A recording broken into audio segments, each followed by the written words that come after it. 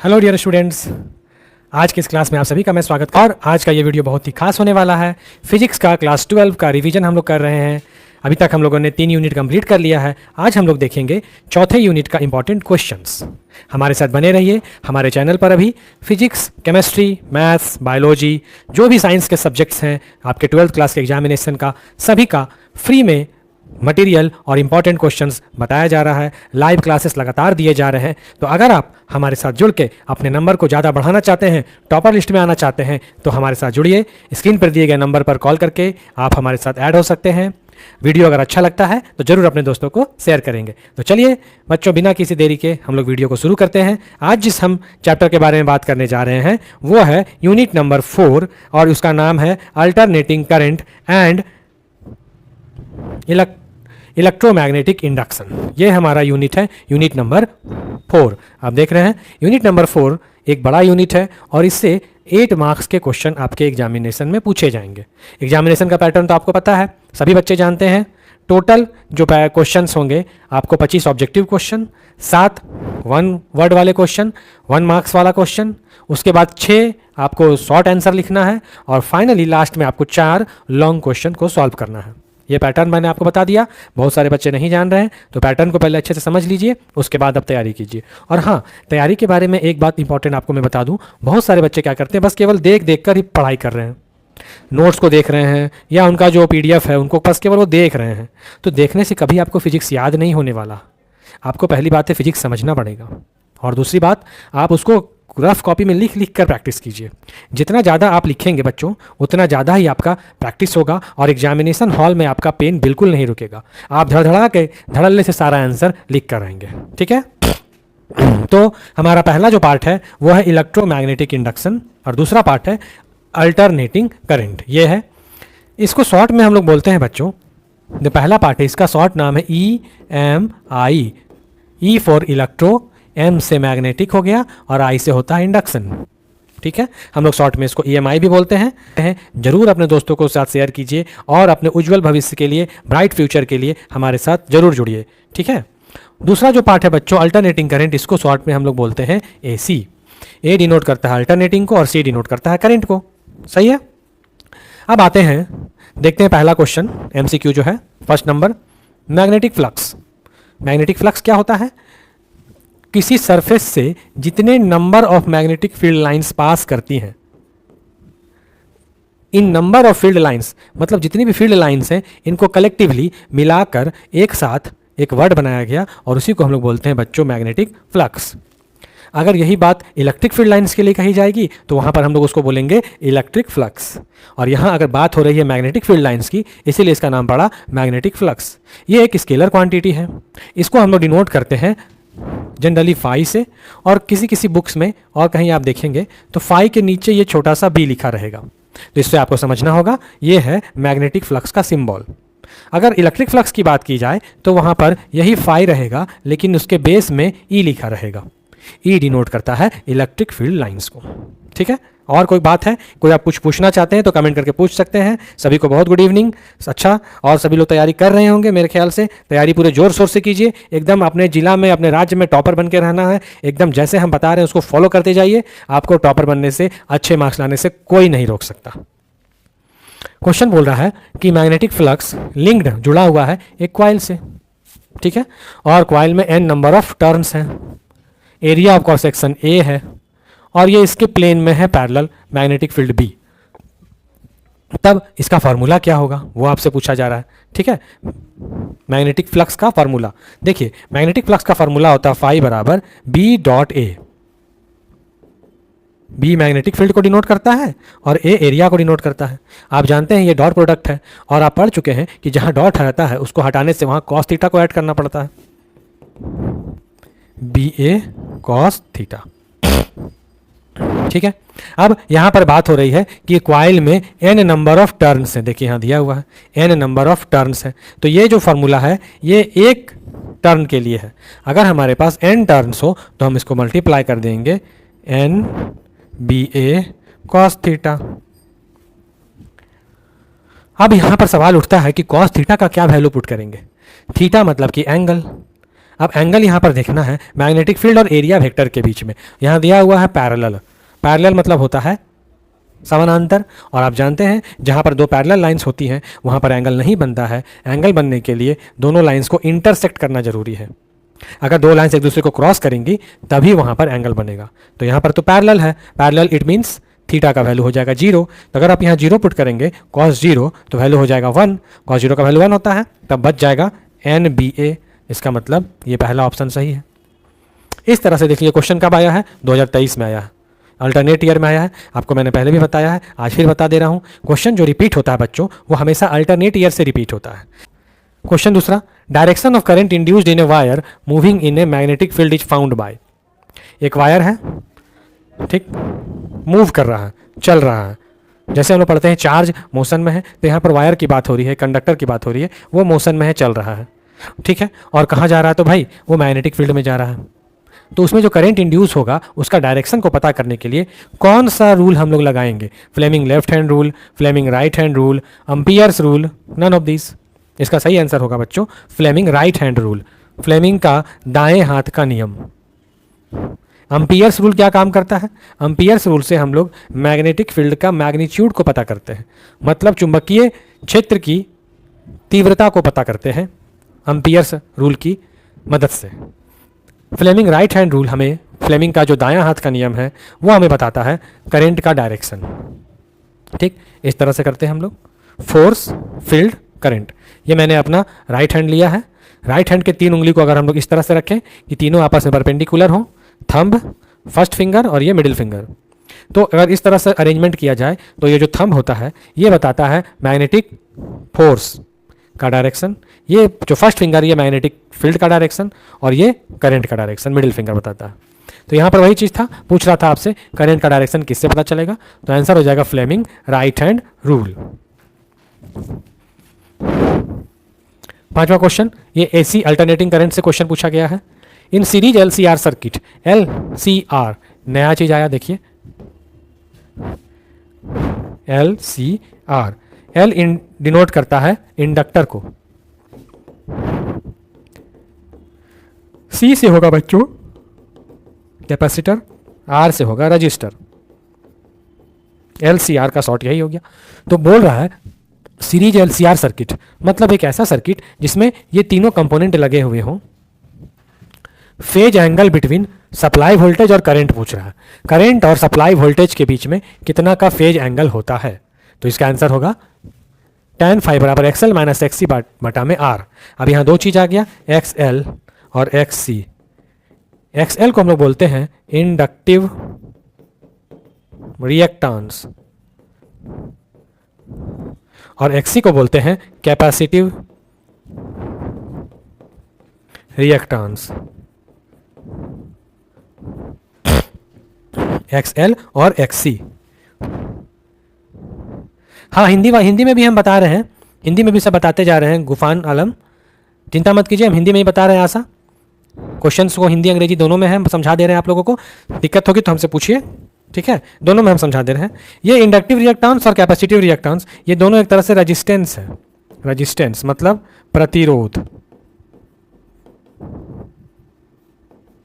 प्रतिरोध है। तो ये किसका प्रतिरोध है, ये इंडक्टर क्वाइल का प्रतिरोध है, और XC ये कैपेसिटर का प्रतिरोध है। हम लोग सामान्यतया पढ़ते हैं जनरली कि प्रतिरोध जो होता है वो इस तरह का होता है। रेजिस्टेंस का सिंबल हम लोग ऐसे से बनाते हैं ना, प्रतिरोध R से डिनोट करते हैं। तो ये जो प्रतिरोध है, ये जो रेजिस्टेंस है, ये एक वायर का है, एक कंडक्टर का है। यहाँ पर बात हो रही है इंडक्टर के रेजिस्टेंस का और कैपेसिटर के रेजिस्टेंस का। जितने भी इलेक्ट्रिक डिवाइसेस होते हैं, जितने भी इक्विपमेंट्स हैं, जितने भी विद्युत उपकरण है, सबका अपना अलग अलग रेजिस्टेंस होता है, तो उनको हम अलग अलग नाम से जानते हैं। ये XL हो गया इंडक्टिव रिएक्टेंस, XC हो गया कैपेसिटिव रिएक्टेंस। ओके, अब यहाँ पर बोल रहा है कि R तो जान है रेजिस्टेंस है, तो LCR सर्किट का जो होता है ये होता है फार्मूला tan phi बराबर XL माइनस XC बटा में R। देखिए बहुत सारा क्वेश्चन जो जैक बोर्ड में पूछा जाता है वो डायरेक्ट आपको फार्मूला पूछा जाता है, कोई घुमा फिरा के क्वेश्चन नहीं पूछता है। जैक बोर्ड, स्टेट बोर्ड का खासियत यही है कि बच्चों से वो एकदम सीधा सवाल पूछता है और आपको सीधा आंसर देना है, जरा सा कहीं घुमाने फिराने की कोई बात नहीं है। ये भी बहुत इंपॉर्टेंट क्वेश्चन है, VBI है, बार बार पूछा जाता है 6 नंबर, इसलिए आपको बता दे रहे हैं। टिक लगा लीजिए, आपके एग्जाम में फिर ये आने का चांसेस है। हेनरी किस चीज़ का यूनिट है, यहाँ पर हेनरी लिखा हुआ है। हेनरी है दो चीज़ का यूनिट, एक तो सेल्फ इंडक्टेंस का भी है और दूसरा म्यूचुअल इंडक्टेंस का भी है, जिसका सही आंसर होगा option number C, both self and mutual inductance. Self inductance में क्या होता है बच्चों, उसमें एक ही कॉइल होता है, इस तरह से करंट पास करता है इधर से और यहाँ से आउट होता है, यहाँ से मैग्नेटिक फील्ड लाइन्स पास होती है। जैसे करंट का मैग्नीट्यूड चेंज होता है, मैग्नेटिक फ्लक्स चेंज होता है और फ्लक्स के चेंज होने से ईएमएफ इंड्यूस होता है। ईएमएफ का मतलब पोटेंशियल डिफरेंस, वोल्टेज जिसको हम लोग बोलते हैं। तो यहाँ पर आप देख रहे हैं इस तरह की घटना को बोलते हैं सेल्फ इंडक्टेंस। और जहाँ पर दो कॉइल होते हैं, एक प्राइमरी कॉइल और दूसरा सेकेंडरी कॉइल, ये प्राइमरी है ये सेकेंडरी है, जहाँ पर दो कॉइल होते हैं वहाँ पर जो ईएमएफ इंड्यूस होता है उस घटना को हम लोग म्यूचुअल इंडक्शन बोलते हैं। एक क्वेश्चन इससे और आपको हम बता देते हैं, ट्रांसफार्मर। अभी देखिए आगे हो सकता है वो क्वेश्चन आ भी सकता है। क्वेश्चन एग्जाम में आता है कि बताइए ट्रांसफार्मर किस पर आधारित है, ट्रांसफार्मर का प्रिंसिपल क्या है, किस सिद्धांत पर ट्रांसफार्मर काम करता है। तो आपको यही बोलना है, ट्रांसफार्मर हमेशा म्यूचुअल इंडक्शन पर काम करता है। ये एमसीक्यू क्वेश्चन है और कई बार पूछा गया है, रिपीट हुआ, इसीलिए आपको हम यहाँ पर फिर से बता दे रहे हैं। तो 6 नंबर क्वेश्चन हो गया, ठीक है। अब नेक्स्ट क्वेश्चन है इम्पीडेंस ऑफ एलआर सर्किट। देखिए पिछला क्वेश्चन था एलसीआर, यहाँ पर दो ही कंपोनेंट है एल और आर, सी का कंपोनेंट इसमें नहीं है। मतलब ये ऐसे सर्किट का बात कर रहा है जिसमें केवल दो ही चीज़ लगा हो, एक एल, एल का मतलब क्या लिखा हुआ है, इंडक्टर। अब आप कई बच्चे पूछ रहे होंगे, सोच रहे होंगे सर ये इंडक्टर कैसा होता है। तो देखो बच्चों, इंडक्टर क्या होता है, सिंपल एक क्वाइल होता है, इस तरह से तार जो लपेटा रहता है ना, हम लोग तार जो लपेटते हैं ना, यही क्वाइल, इसी को हम लोग बोलते हैं इंडक्टर। कैपेसिटर कैसा सिंबल है उसका, ऐसे रहता है, दो लंबा लंबा लाइन रहता है, ये कैपेसिटर होता है। और रजिस्टर तो आप जान रहे, देखिए यहाँ पर फिगर मैंने बनाया है, ठीक है। अब यहाँ सवाल है एलआर सर्किट के इम्पीडेंस से। अब नया वर्ड आ गया इम्पीडेंस। जैसे अभी आपको हम बताएं XL inductive reactance, एक्ससी capacitive reactance, उसी तरह से अगर किसी सर्किट में दो चीज़ लगा हो तो दोनों को मिलाकर हम लोग क्या बोलते हैं, इम्पीडेंस। मतलब ये दोनों का मिलाकर रेजिस्टेंस होता है इम्पीडेंस। अगर सर्किट में तीन चीज़ लगा हो तो भी तीनों को मिलाकर हम इम्पीडेंस ही बोलेंगे।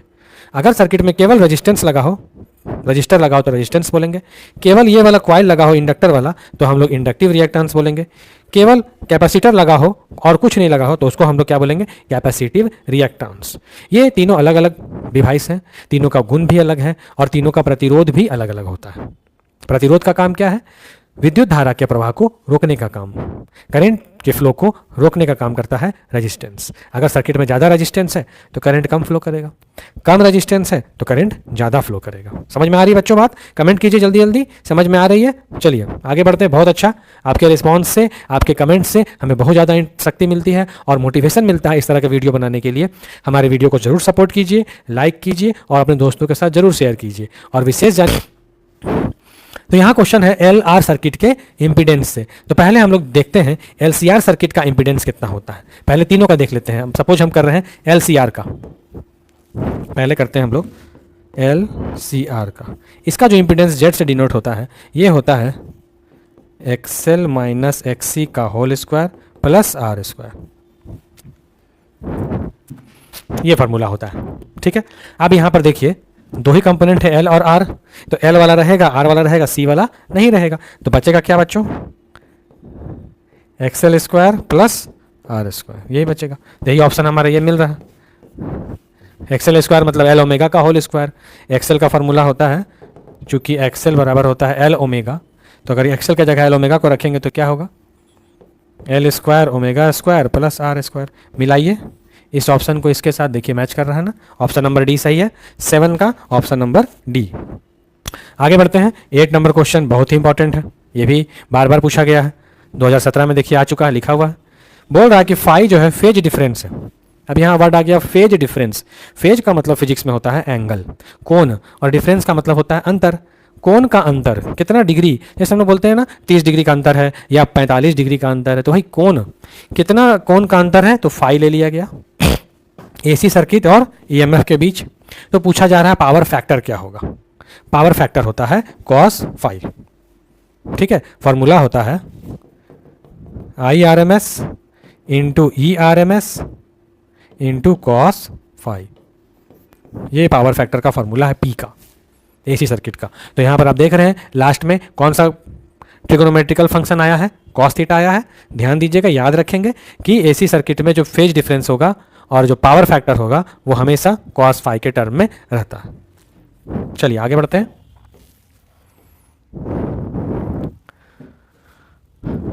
10 number question, phase difference between current end voltage in AC circuit containing capacitance. Important है, नोट करेंगे। एक सर्किट है जिसमें कैपेसिटर लगा हुआ है, अभी हम बात कर रहे थे कैपेसिटर का। सर्किट में या तो केवल रजिस्टर लगा होगा, या इंडक्टर लगा होगा, या कैपेसिटर लगा होगा, सिंगल सिंगल। और अगर तीनों साथ में लगा होगा तो उसको हम लोग बोलेंगे LCR सर्किट। समझ में आ रहा बच्चों? LCR, जिसमें 3 कंपोनेंट लगा हूं। अब यहाँ क्वेश्चन देखिए क्या बोलता है कि फेज डिफरेंस पूछा जा रहा है, फिर से एंगल का अंतर पूछा जा रहा है। कब? जब सर्किट में क्या लगा हो? कैपेसिटर लगा हो। ठीक है, तो जब कैपेसिटर लगा होता है तो फेज डिफरेंस होता है 90 डिग्री, मतलब कि π/2। आगे देखिए, बढ़िए 11 नंबर क्वेश्चन, सेम क्वेश्चन है लेकिन सर्किट में इस बार कैपेसिटर के जगह रेजिस्टेंस लगा हुआ। देखिए एक ही चीज लगा हुआ है ना। फिगर हम ऐसे बनाते हैं, देखिए अगर सर्किट में केवल रेजिस्टेंस लगा हो तो इस तरह से फिगर बनेगा। R हो गया, ये वाला AC सोर्स है। यही सर्किट जो छोटा सा मैंने बनाया ये है केवल रेजिस्टेंस रखने वाला सर्किट। अब इसी R को खोलकर आप इसमें कैपेसिटर लगा दीजिए, C। अब इसी को खोलकर इंडक्टर लगा दीजिए, क्वाइल। ये बन गया L। तो ये R register circuit, capacitor circuit, inductor circuit, और तीनों को जहां आप मिला देंगे तो बन जाएगा LCR सर्किट। कैसा रहेगा देखिए जरा, LCR,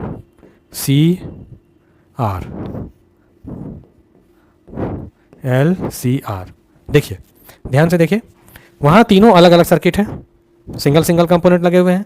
यहां पर हमने क्या किया, तीनों को ऐड कर दिया, जोड़ दिया। किसमें जोड़ा? सीरीज में जोड़ा। तब इस तरह के सर्किट को बोलते हैं LCR सर्किट। और ये सब अलग अलग हैं। अब कभी कभी 2-2 का कॉम्बिनेशन होता है, मान लीजिए केवल 2 ही चीज लगा हो, ये भी तो हो सकता है। तो इसको हम लोग बोलेंगे LC सर्किट। जो दिखाई देगा उसी का नाम दे देना है LC सर्किट। इस तरह से LR भी होगा, CR भी होगा, 2-2 का कॉम्बिनेशन करके बना सकते हैं। क्वेश्चन है कि अगर कैपेसिटर रहेगा, केवल ये रहेगा तो फेज एंगल 90 डिग्री होगा, केवल रेजिस्टेंस होगा तो फेज एंगल 0 डिग्री होता है। ठीक है, ये सब बहुत ही इंपॉर्टेंट क्वेश्चंस हैं, याद रखेंगे और हमारे चैनल पर बने रहें। और जो पीछे का वीडियो अगर आप देखना चाहते हैं तो सारा प्लेलिस्ट में डाला हुआ है, आप देख सकते हैं। बहुत ही इंपॉर्टेंट वीडियोस हैं बच्चों, आपके फाइनल एग्जामिनेशन की तैयारी के लिए। आप अपने आप को चेक कीजिए कि आप कितना सीख रहे हैं, कितना आप पहले से जानते हैं। हम जो क्वेश्चन आपको यहाँ दे रहे हैं आप भी उसको बनाने का कोशिश कीजिए और खुद से आंसर लिखिए। अभी मैंने आपको बताया था, वीडियो जब शुरू किया था, तो आपको क्वेश्चंस के आंसर को केवल देखना नहीं है कॉपी में, रफ कॉपी में लिख लिख कर एकदम भर देना है। जितना ज़्यादा आप लिखेंगे उतना आपका प्रैक्टिस होगा और फाइनल एग्जाम में आप धड़धड़ा के सारा आंसर कंप्लीट करके आएंगे।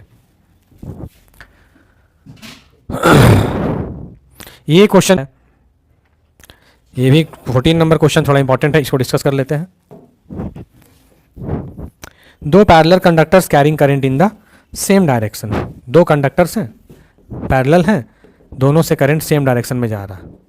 देखिए यहाँ का करंट को I1 मान लेते हैं, इसको I2 मान लेते हैं। दोनों के बीच कुछ दूरी है, कोई डिस्टेंस है।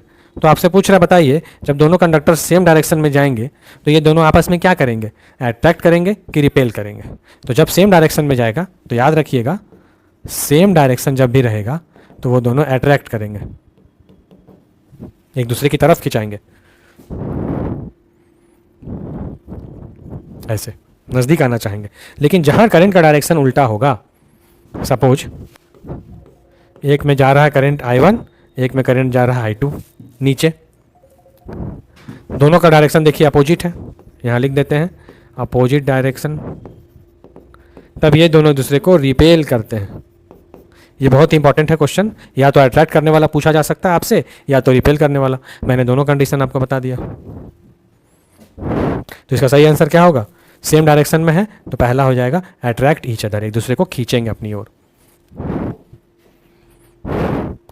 देखिए unit of reactance, ampere circuital law, ये सब तो सब पिछले चैप्टर वाला क्वेश्चन यहाँ डाल दिया है थोड़ा। चलिए हम देख लेते हैं फटाफट। एम्पियर सर्किटल लॉ क्या है, B.dl, ये नहीं होगा, क्रॉस होगा, यहाँ ये सही है। देखिए यहाँ डॉट लगाओ, ये सही ऑप्शन है। B.dl बराबर mu naught times I। Direct आपसे फार्मूला पूछा गया। अभी आपको हम बताएं कि जैक बोर्ड में केवल डायरेक्ट क्वेश्चन पूछता है, कोई इधर उधर घुमाने का बात नहीं होता, डायरेक्ट उसमें सवाल पूछा जाता है। यूनिट ऑफ रिएक्टेंस, रिएक्टेंस का मतलब आपको हम बताए थे रेजिस्टेंस, तो वो होगा क्या, ओम।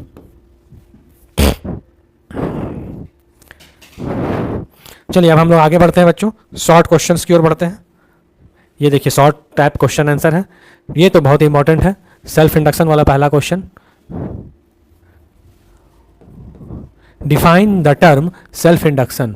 सेल्फ इंडक्शन क्या होता है और इसका ऐसा यूनिट लिखिए कि सेल्फ इंडक्टेंस का ऐसा यूनिट क्या होता है। तो अभी आपको हम बताए थे सेल्फ इंडक्शन में जिसमें एक ही कॉइल होता है, इस तरह का एक कॉइल होता है, यहाँ से करंट इन होता है, यहाँ से करंट आउट होता है, एक तरफ से करंट जा रहा है, एक तरफ से आ रहा है। ठीक है, अब इसमें होगा क्या कि जब करंट का मैग्नीट्यूड चेंज होगा तो मैग्नेटिक फील्ड चेंज होगा, मैग्नेटिक फील्ड चेंज होगा तो मैग्नेटिक फ्लक्स चेंज होगा, और जहाँ फ्लक्स चेंज होगा वहाँ तुरंत ईएमएफ जनरेट होता है।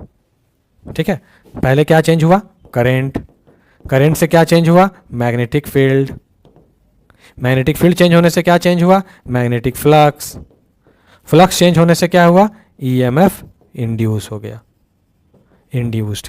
ईएमएफ का मतलब होता है वोल्टेज, पोटेंशियल, और इंड्यूस होने का मतलब होता है उत्पन्न होना, बनना। तो ये सीक्वेंस आप याद रखेंगे। कहीं करंट चेंज हो तो करंट, आप जानते हैं किसी वायर से अगर करंट पास होता है तो चारों तरफ मैग्नेटिक फील्ड बनता है, तो मैग्नेटिक फील्ड बन गया। तो करंट चेंज तो magnetic field change, field change तो उससे जुड़ा फ्लक्स चेंज, और फ्लक्स जहाँ चेंज होता है तो वहाँ ईएमएफ बनने लगता है, मतलब वोल्टेज बनने लगता है, और इस वोल्टेज से फिर नया करंट इंड्यूस होगा, उसको बोलेंगे इंड्यूस करंट। ये एक सीक्वेंस है। इसी घटना को हम लोग बोलते हैं सेल्फ इंडक्टेंस, और सेल्फ इंडक्टेंस का यूनिट होता है हेनरी। अभी हम लोग पढ़े थे ना, सेल्फ इंडक्टेंस और म्यूचुअल इंडक्टेंस, इन दोनों का यूनिट होता है हेनरी। ये पहला इंपॉर्टेंट क्वेश्चन हो गया।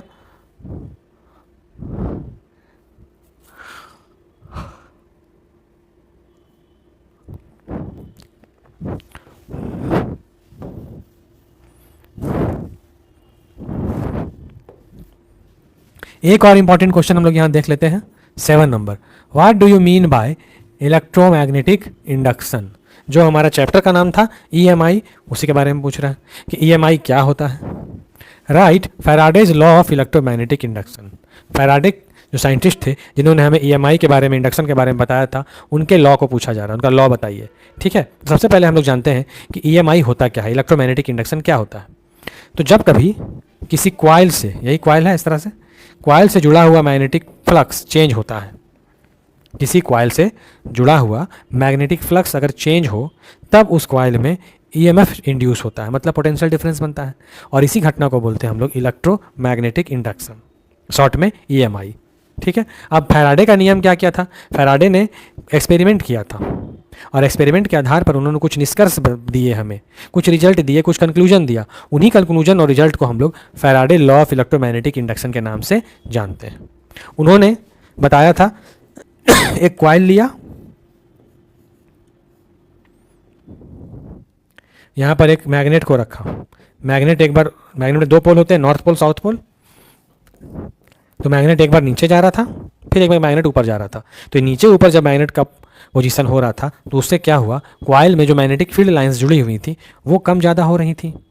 जब मैग्नेट ऊपर जाए तो फील्ड लाइंस कम हो जाए, जब मैग्नेट नीचे आए तो फील्ड लाइंस की संख्या बढ़ जाए क्योंकि उसके नज़दीक आ गया।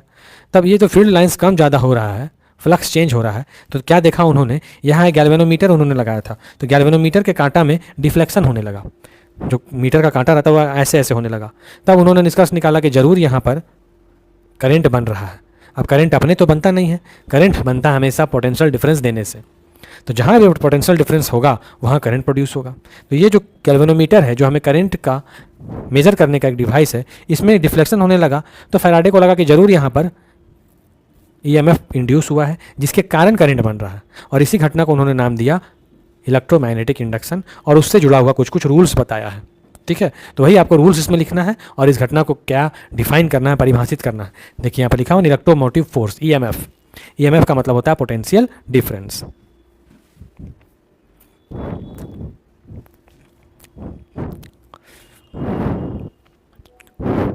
ये भी इंपॉर्टेंट है, state Lenz law of electromagnetic induction, does it violate the law of conservation of energy. Faraday के बाद एक साइंटिस्ट आए थे, उनका नाम था लेंज। इन्होंने फैराडे के एक्सपेरिमेंट को दोहराया, उसको अच्छे से स्टडी किया और अपना नियम दिया जो फैराडे ने बताया था। फैराडे का कहना था कि जो फ्लक्स होता है, ये जो ईएमएफ जनरेट होगा ई, वो मैग्नेटिक फ्लक्स में रेट ऑफ चेंज के बराबर होगा, क्योंकि जब फ्लक्स टाइम के अकॉर्डिंग में चेंज होता है तभी ईएमएफ इंड्यूस होता है। उन्होंने ये फार्मूला दिया था कि इन्होंने, फैराडे नाम के साइंटिस्ट ने। उसके बाद आए लेंज नाम के साइंटिस्ट, ये लेंज, इन्होंने क्या बोला, ठीक ठीक है, ये ईएमएफ तो इंड्यूस हो रहा है, लेकिन ये ईएमएफ जो बन रहा है ये उसी का अपोज करेगा जिसके कारण ये बन रहा है। ठीक, आपके एक दोस्त ने आपको 100 रुपया उधारी दिया, अब आप अपने उसी दोस्त का दुश्मन बन गए कि हमको तुम 100 रुपया दिया था, तुमको हम नहीं देंगे, नहीं लौटाएंगे। तो वही कहानी कुछ यहाँ भी हो गया। ईएमएफ किसके कारण बना? तो आप देखें अभी कि जो मैग्नेट है इसी का मोशन हो रहा है, ये मैग्नेट है ना, यहाँ पर कॉइल है, ये मैग्नेट ऊपर नीचे हो रहा है, इसका मोशन हो रहा है, इसी के कारण ईएमएफ बना है। तो लेंज ने कहा ईएमएफ तो बनेगा, ठीक है, लेकिन ये ईएमएफ उसी का अपोज करेगा जिसके कारण ये बना है। तो किसके कारण बना है? तो यहाँ पर आप देख रहे हैं मैग्नेट के कारण बना है। तो क्या करेगा? मैग्नेट का ही अपोज करने लगेगा, मैग्नेट को ही ठेलेगा ऊपर। मैग्नेट अगर नीचे आएगा तो उसको ऊपर रिपेल करेगा, मैग्नेट अगर ऊपर जाना चाहेगा तो उसको नीचे खींचेगा। तो ये क्या करता है? एनर्जी ऑफ लॉ को, कंजर्वेशन ऑफ एनर्जी लॉ को वायलेट मतलब नष्ट नहीं करता, ये उसको फॉलो करता है। क्वेश्चन भी एमसीक्यू में पूछा गया है कई बार कि बताइए लेंज लॉ जो है वो किसके कंजर्वेशन पर आधारित है, मतलब लेंज लॉ किसको फॉलो करता है? तो आपका आंसर होगा Lenz law conservation of energy को ही फॉलो करता है। तो ये इंपॉर्टेंट क्वेश्चन था। लॉन्ग आंसर में हम आ जाते हैं। ये देखिए transformer, very very important question है। इससे बस केवल 2 ही लॉन्ग आपको पढ़ना है इस चैप्टर से, हम लिख दे रहे हैं यहाँ पर आपके लिए। बस आप 2 लॉन्ग क्वेश्चन इस चैप्टर से करके जाइएगा पूरा। पहला है ट्रांसफार्मर, दूसरा है अल्टरनेटिंग एसी करंट जनरेटर। ये दोनों लॉन्ग क्वेश्चन है 5 मार्क्स में, और 100% गारंटी है एक क्वेश्चन इसमें से आने वाला है 2025 में आपके फाइनल एग्जाम में। निश्चित रूप से आप नोट कर लीजिए, कहीं लिख लीजिए, हम जो बता रहे हैं ये दोनों क्वेश्चन हैं, बहुत ही इंपॉर्टेंट है, ट्रांसफार्मर और एसी जनरेटर। ट्रांसफार्मर क्या काम करता है? Convert high voltage